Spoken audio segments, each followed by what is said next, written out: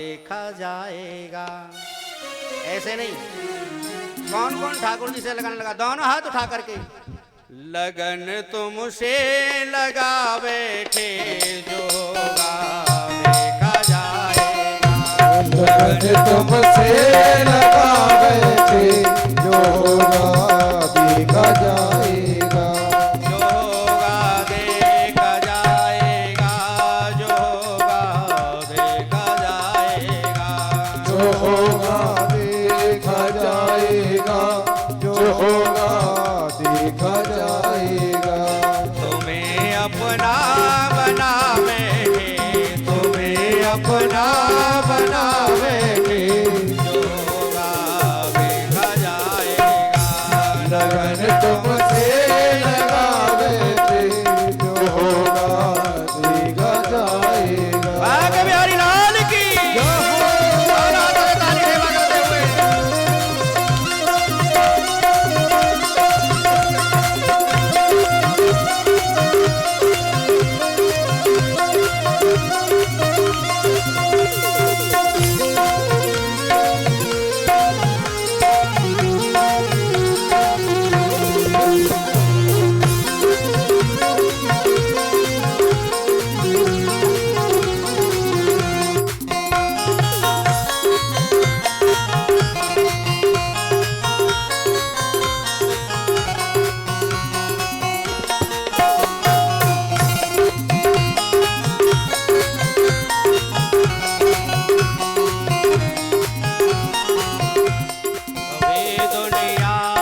डरते थे तो छुप छुप याद करते थे। ओ कभी दुनिया से डरते थे कि छुप छुप याद करते थे।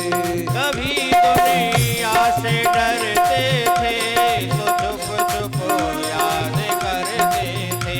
कभी दुनिया से डरते थे कि छुप छुप याद करते थे।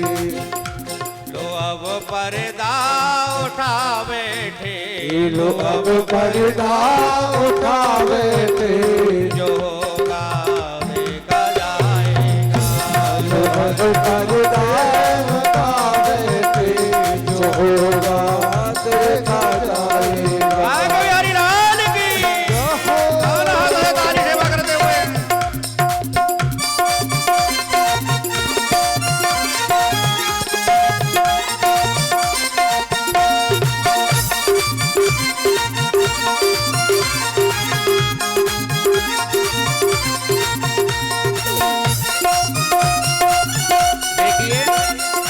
बात बताऊं, संगीत के 3 अंग होते हैं। अब आप ये मत कहना महाराज जी नाचने के लिए, मैं बता रहा हूं। गाने वाला गाए और बजाने वाला बजाए नहीं तो बेकार लगता है संगीत है, और बजाने वाला बजाता रहे गाने वाला नहीं हो तो भी बेकार लगता है। और गाने बजाने वाले दोनों हों, भागवत में नाचना नहीं कहते, झूमने वाला ना हो तब भी बेकार लगता है। अब और किसी को तो हम नहीं कह सकते, परीक्षित जी को तो कह ही सकते हैं, हैं? आनंद में झूमते वहां के बिहारी लाल की।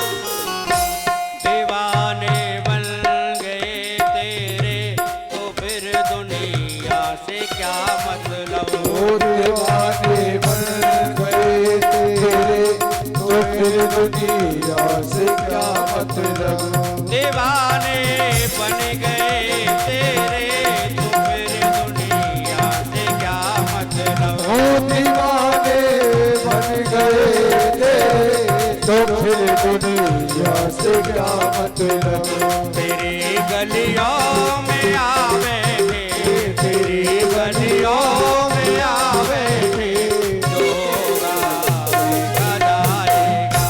लगन तुमसे लगावे थे, जो होगा देखा जाएगा। बाग बिहारी लाल की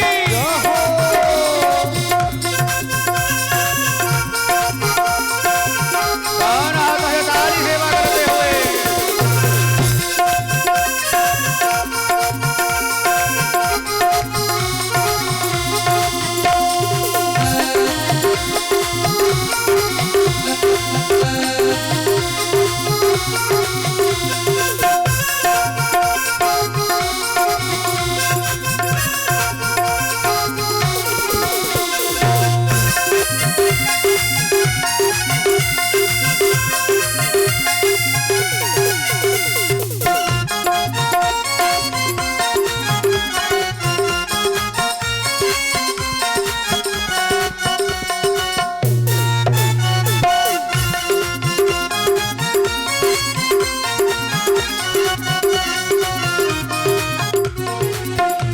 सलोनी सावरी सूरत गले बन माला फूलों की। ओ सलोनी सांवली सूरत गले मन माल फूलों की। सलोनी सावरी सूरत गले बन माला फूलों की। ओ सलोनी सांवली सूरत गले मन माल फूलों की। निगाहों में बसावे थे, निगाहों में बसावे थे, जो होगा देखा जाएगा। लगन तुमसे लगावे थे, जो होगा देखा जाएगा। जो होगा देखा जाएगा। वो जो होगा देखा जाएगा। जो होगा देखा जाएगा। वो जो होगा देखा जाएगा। देखा जाएगा। लगन तुमसे लगावे थे, जो होगा देखा जाएगा। लगन तुमसे लगावे थे, जो होगा देखा जाएगा।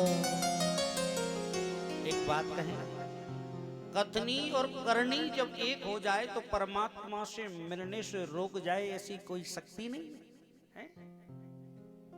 तो कथा चल रही थी 88,000 संतों के बीच में सूत जी आए और सूत जी को देख करके सभी की सभी संत खड़े हो गए।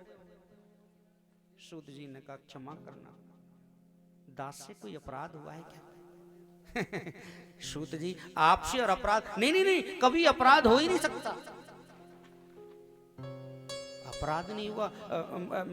मैं आया, मुझे देखकर आप सब लोग खड़े हो गए, क्यों? आप तो बहुत बड़े हो, उम्र में भी बड़े हो। अगर मैं ये सोचूं कि आप मेरा सम्मान, नहीं नहीं, मैं तो बालक हूं। सूत जी मात्र 16 वर्ष के हैं। शौनक इत्यादि संतों में से सबसे जो वृद्ध संत थे शौनक जी, उन्होंने कहा एक बात कहें सूत जी, धनु वृदा बल वृदा आयु वृदास्ते वचः ते सर्वप ज्ञान वृदा किंकरा शेष किंकरः। हाँ, कोई धन में बड़ा होता है लेकिन वो बड़ा नहीं होता। अरे भैया देखो बड़ा पहलवान है, उसको वो तो ब्रज केसरी है, भारत केसरी है। नहीं नहीं, वो भी बड़ा नहीं हो सकता। बल में बड़ा हो सकता है लेकिन बड़ा नहीं हो सकता। कोई आयु में बड़ा है, 70 वर्ष की आयु है, तो उसको बड़ा तो हम नहीं कह सकते। उम्र 70 वर्ष की है और उसको बच्चे जैसा मन है तो वो बड़ा नहीं हो सकता।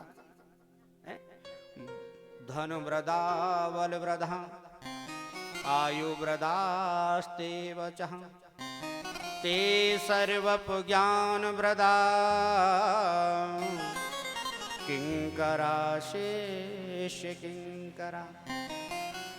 एक बात कही सूत जी, बड़ा तो वो होता है जो ज्ञानी होता है, जो ज्ञान में बड़ा होता है। अज्ञान तिमिरांधस्य ज्ञानान जनशलाकया, जो अज्ञान का खंडन करके अज्ञान को मिटा दे और ज्ञान रूपी जो रोशनी प्रकट कर देना, वही बड़ा होता है। प्रेम से बोलो ना राधे। एक बात समझ लीजिए, अगर कोई राधे राधे बोलवे में हाथ ना उठाए करे तो बाकों बाके पड़ोसी की सौगंध है।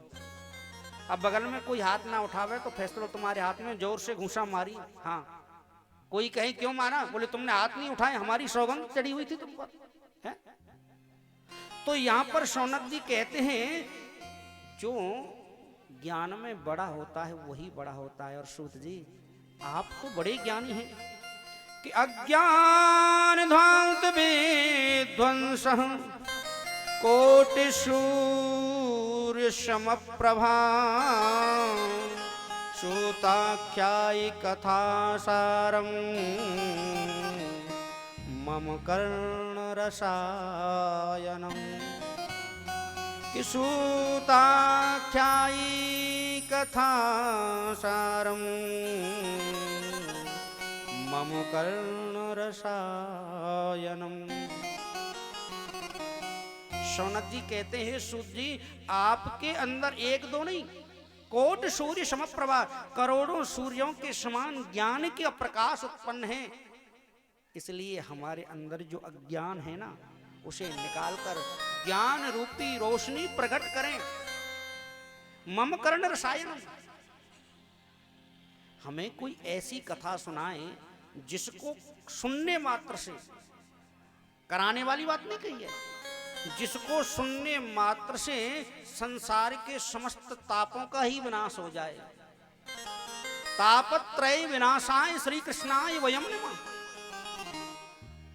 भगवान का एक नाम कैसा है जो बड़े बड़े महापातकों का नाश कर दे।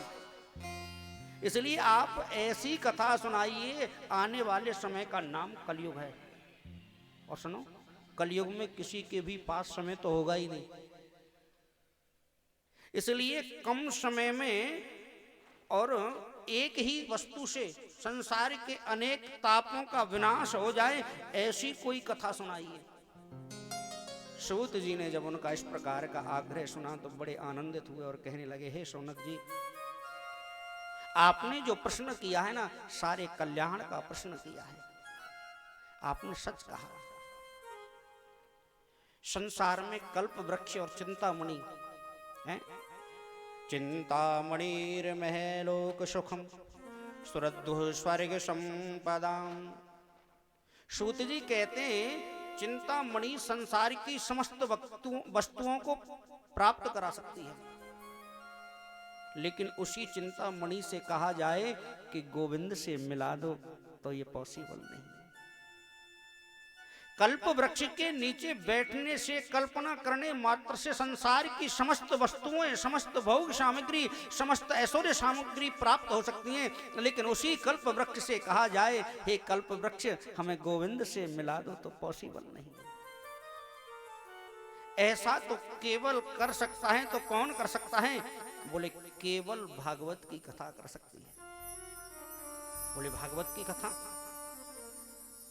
शौनक जी बोले सूत जी कि कालव्याल मुखग्रास निर्णाश हेतवे।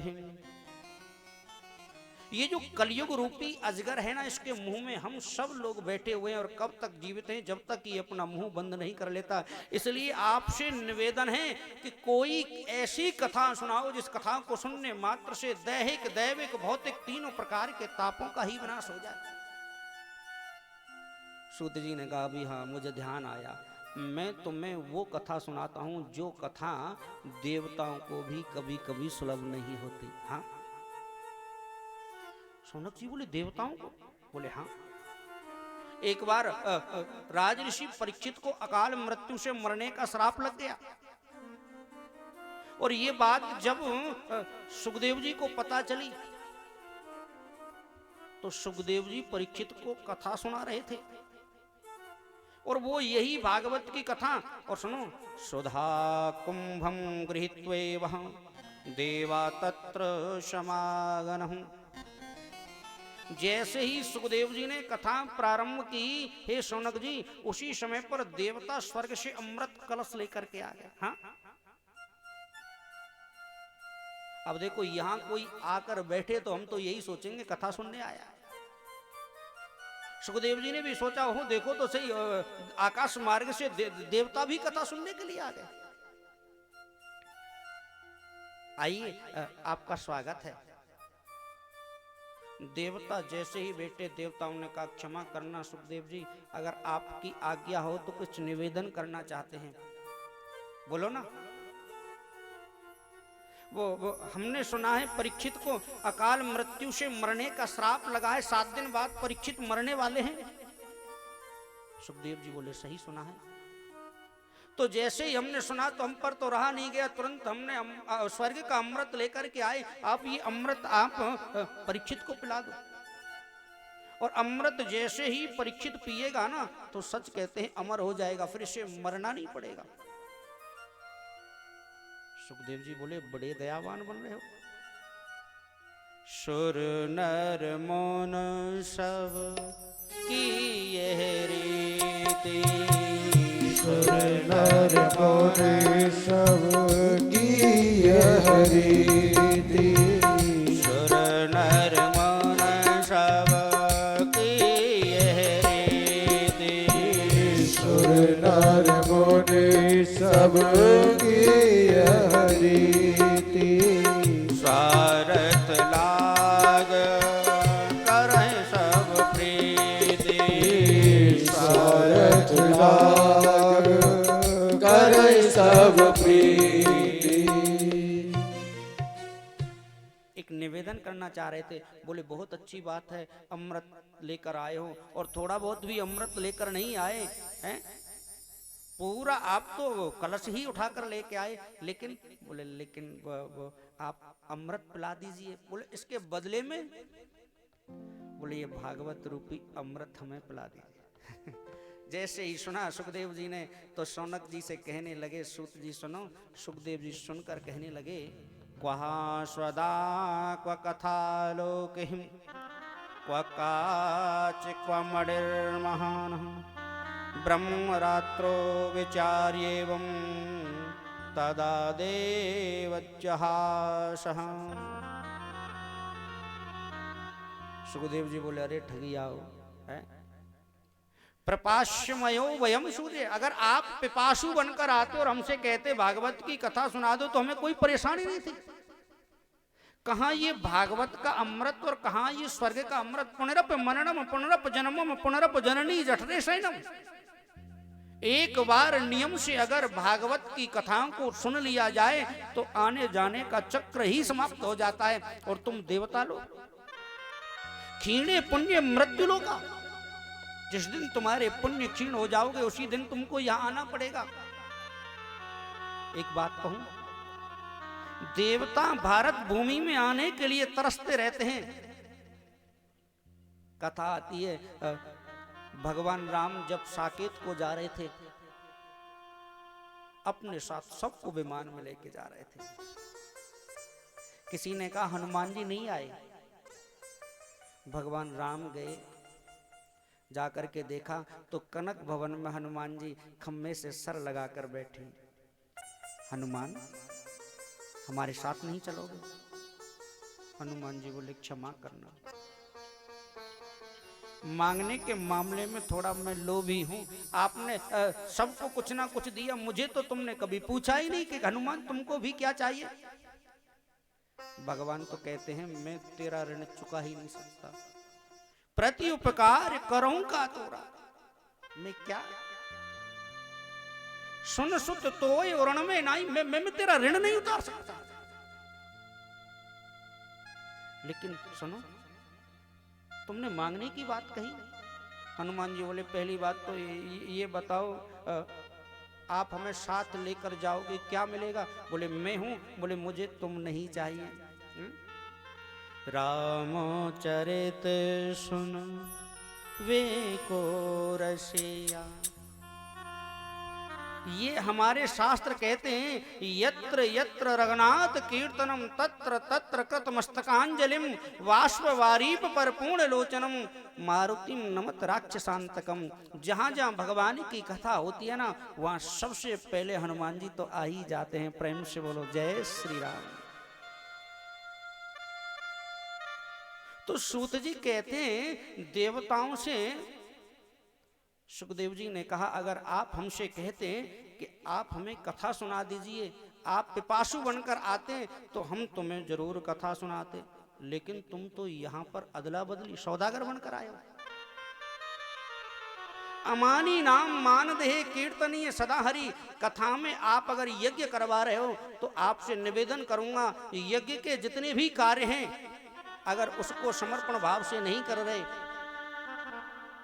कई जगह मैं देखता हूं कथा होती रहती है, जजमान पारिवारिक लोग एसीओ में सोते रहते हैं, कमरों में सोते रहते हैं, अड़ोसी पड़ोसी आनंद लेते हैं। पैसा किसी का लग रहा है और आनंद कोई ले रहा है। अति हर कृपा जाहि पर होई, अति हरि कृपा जाहि पर होई, अति हर कृपा जाहि पर होई, अति हरि कृपा जाहि पर होई।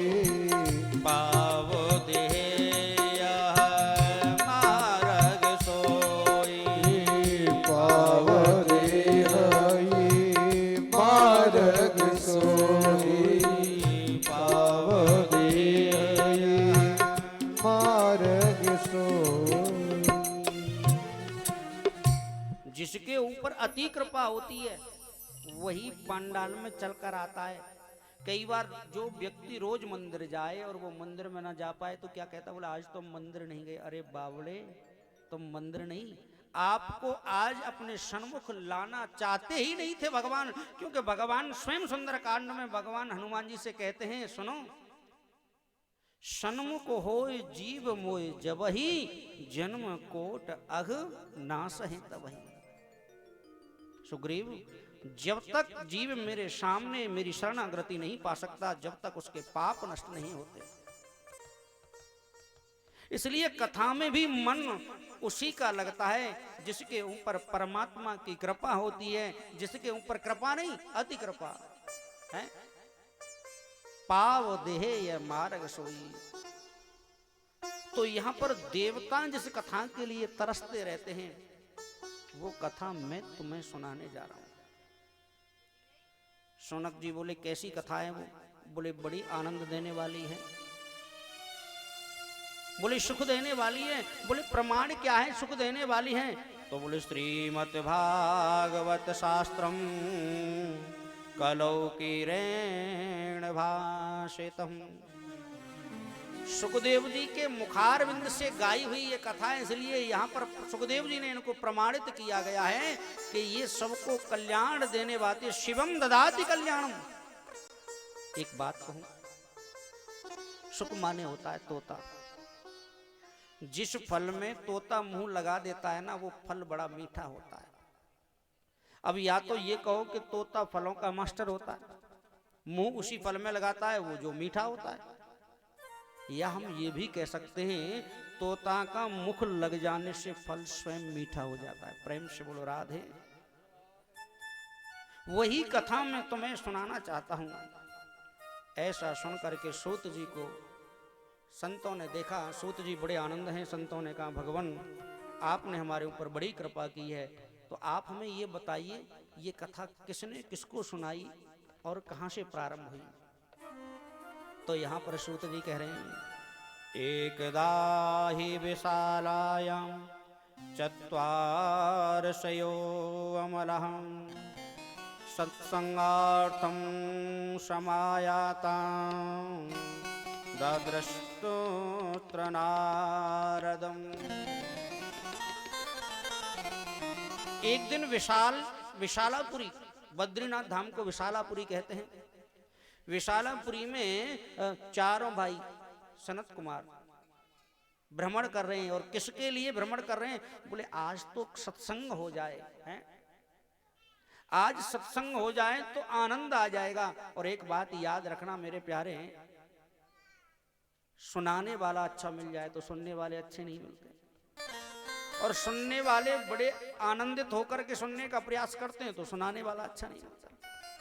लेकिन यहां क्या कह रहे हैं सनत कुमार जी? बोले कोई आनंद से सुनने वाला मिल जाए, चाहे कोई सुनाने वाला मिल जाए। उसी समय पर नारद जी वहां आते हुए देखे। नारद जी को देख करके चारों भाई बड़े प्रसन्न हुए। ओहो, आज तो हम नारद जी को कथा सुनाएंगे। जैसे ही कहा नारद जी को कथा सुनाएंगे तो शौनक जी बड़े ध्यान से सुन रहे थे। क्षमा करना प्रभु, ये पहले तो ये बताओ ये कथा कितने दिन की होती है? बोले 7 दिन की। बोले नारद जी तो एक गौ दोहन से ज्यादा एक जगह पर रुके ही नहीं सकते। नारद जी ने ये कथा कैसे सुनी है? कहा गया है नारद जी तो एक जगह पर एक जगह नहीं रुक सकते, ज्यादा देर तक नहीं रुक सकते। और 7 दिन कथा सुनी तो ये कैसे हुई? तो यहाँ पर सूत जियों को कथा सुनाना प्रारंभ करते हैं। एक बार नारद जी ने मन में विचार बनाया कि मुझे भारतवर्ष में भ्रमण करना चाहिए। भारतवर्ष में भ्रमण करने के माध्यम से यहाँ पर नारद जी आए। और नारद जी ने जो यहाँ पर मृत्यु लोक में आकर के देखा तो बड़े दुखी हुए। तो नारद जी को सत्संग सुनाने के लिए चारों ऋषि वहां पर गए। तो नारद जी को देखा, बड़े उदास थे नारद जी। नारद जी को उदास देख करके सनत कुमार जी ने कहा नारद जी एक निवेदन करें। बोले बताइए। कि कथम रोदिष्ये प्रत्वं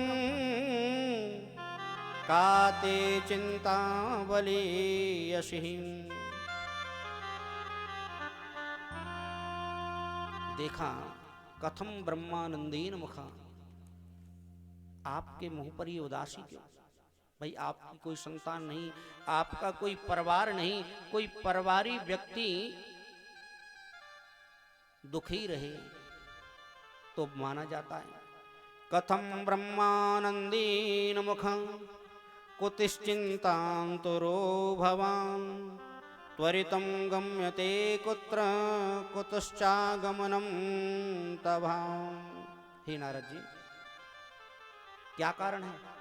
आप इस प्रकार उदास दिखाई दे रहे हो जैसे किसी व्यापारी ने बहुत धन कमाया हो और उस धन को कमा करके लौट रहा हो और घर आने से पहले उसका समस्त धन लुट जाए, वो चिंता में डूब जाता है। तुम्हारा क्या है और तुम इस प्रकार उदास क्यों? कहां से आ रहे हो, कहां जा रहे हो? कृपया करके हमें बताएं। एक बात याद रखना, कोई व्यक्ति दुखी हो और उस समय पर कोई प्रेमी आकर के उससे पूछ ले भैया तुम्हें क्या कष्ट है, तो वो फूट पड़ता है।